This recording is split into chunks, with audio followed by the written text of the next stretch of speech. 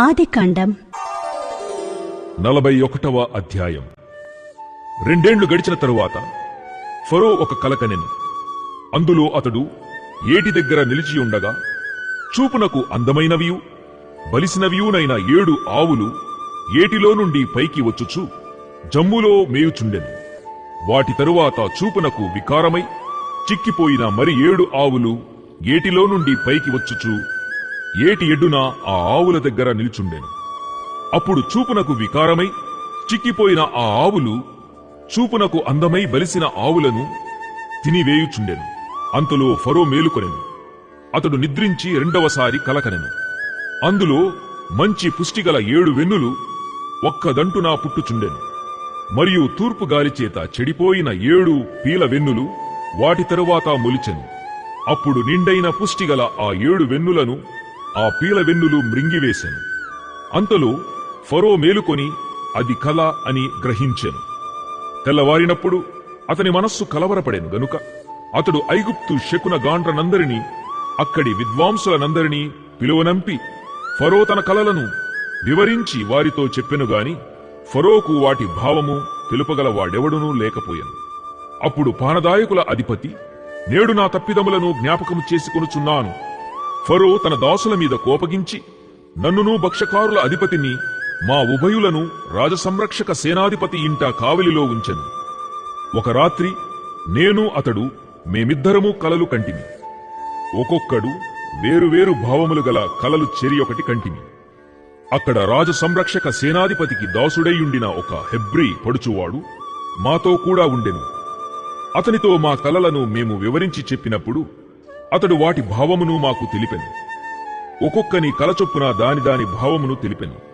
అతడు మాకు ఏ భావము తెలిపెనో ఆయా భావముల చొప్పున జరిగెను. నా ఉద్యోగము నాకు మరలా ఇప్పించి భక్ష్యకారుని వ్రేలాడదీయించనని ఫరోతో చెప్పగా ఫరో యోసేపును పిలువనంపెను. కాబట్టి చెరసాలలో నుండి అతని త్వరగా రప్పించిరి. అతడు క్షౌరము చేయించుకొని మంచి బట్టలు కట్టుకొని ఫరో యొద్దకు వచ్చెను. ఫరో యోసేపుతో, నేనొక కల కంటిని, దాని భావమును తెలుపగలవారెవరునూ లేరు. నీవు కలను విన్న ఎడల దాని భావమును తెలుపగలవని నిన్ను గూర్చి వింటినని అతనితో చెప్పినందుకు యోసేపు, నా వలన కాదు, దేవుడే ఫరోకు క్షేమకరమైన ఉత్తరమిచ్చునని ఫరోతో చెప్పాను.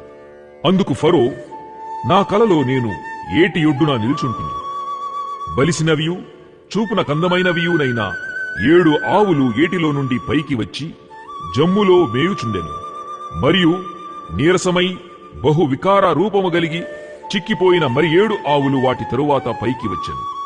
వీటి అంత వికారమైనవి ఐగుప్తు దేశమందు ఎక్కడనూ నాకు కనబడలేదు. చిక్కిపోయి వికారముగానున్న ఆవులు బలిసిన మొదటి 7 ఆవులను తినివేశను. అవి వాటి కడుపులో పడెనుగాని అవి కడుపులో పడినట్టు కనబడలేదు. మొదట ఉండినట్లే అవి చూపునకు వికారముగా ఉండెను. అంతలో నేను మేలుకొంటిని. మరియు నా కలలో నేను చూడగా పుష్టిగల 7 మంచి వెన్నులు ఒక్కదంటున పుట్టెను. మరియు తూర్పు గాలిచేత చెడిపోయి ఎండిన 7 పీల వెన్నులు వాటి తరువాత మొలిచెను. ఈ పీల వెన్నులు ఆ మంచి వెన్నులను మృంగివేశను.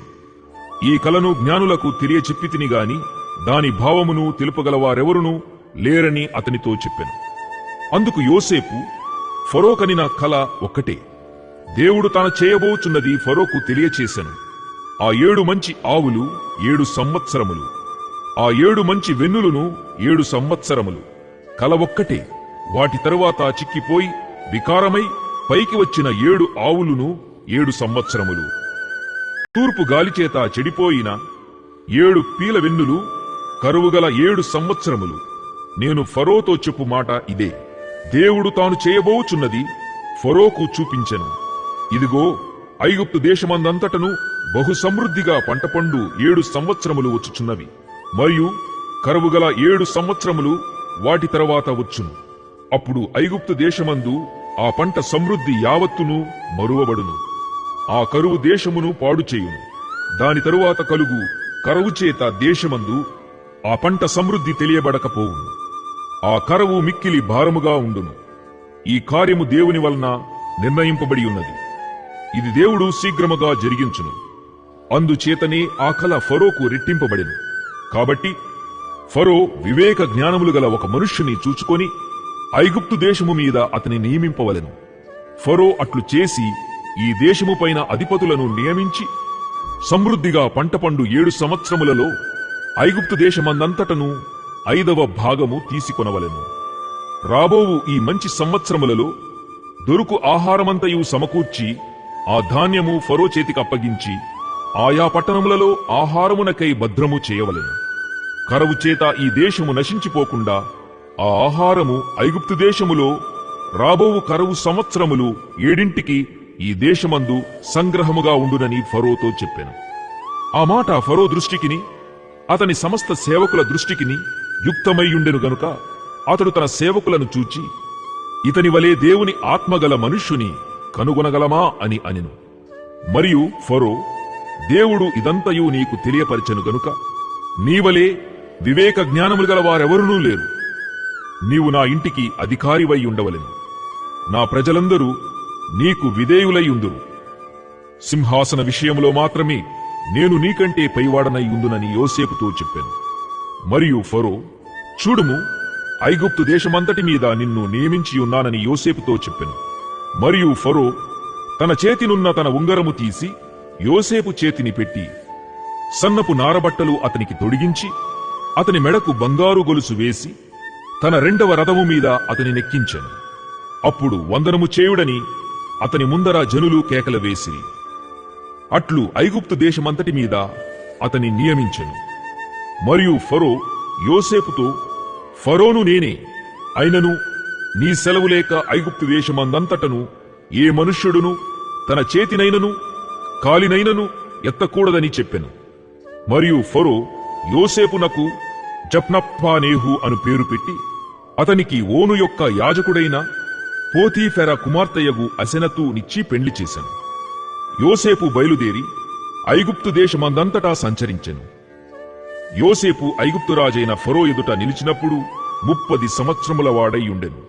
అప్పుడు యోసేపు ఫరో ఎదుట నుండి వెళ్లి ఐగుప్తు దేశమందంతటా సంచారము చేసెను. సమృద్ధిగా పంట పండిన 7 సంవత్సరములలో భూమి బహువిరివిగా పండెను. ఐగుప్తు దేశమందున్న 7 సంవత్సరముల ఆహారమంతయు అతడు సమకూర్చి ఆయా పట్టణములలో దాని నిలువ చేసెను. ఏ పట్టణము చుట్టూ నుండి పొలము యొక్క ధాన్యము ఆ పట్టణమందే నిలువ చేసెను.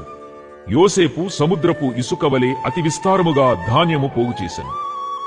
కొలుచుట అసాధ్యమాయను గనుక కొలుచుట మానివేశెను. కరవు సంవత్సరములు రాకమునుపు యోసేపుకిద్దరు కుమారులు పుట్టిరి. ఓను యొక్క యాజకుడైన పోతీఫెర కుమార్తెయగు అసెనతు అతనికి వారిని కనెను. అప్పుడు యోసేపు, దేవుడు నా సమస్త బాధను నా తండ్రి ఇంటి వారినందరినీ నేను మరచిపోవునట్లు చేసెనని చెప్పి తన జ్యేష్ఠ కుమారునికి మనష్షే అను పేరు పెట్టెను.